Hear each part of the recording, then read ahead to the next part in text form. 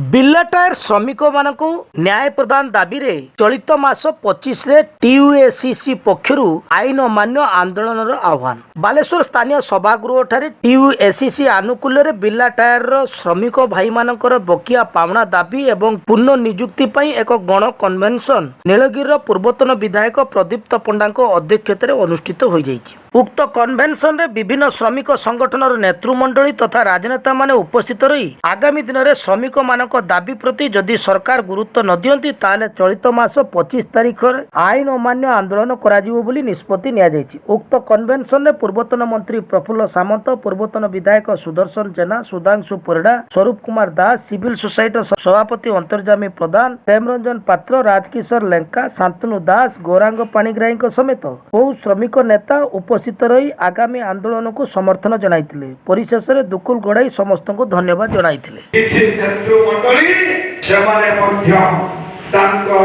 सरकारी दल नेतृमंडली सहित सला सुतरा करुछंती जहा फଳରେ आपण माने दुख भाबुछंती। कारण स्पष्टवादी आमे बामपंथी दल आसीजो आपण मान को लेकी राजरास्ता कोलिबो आपण मान को मुहरे हस फुटिबा पई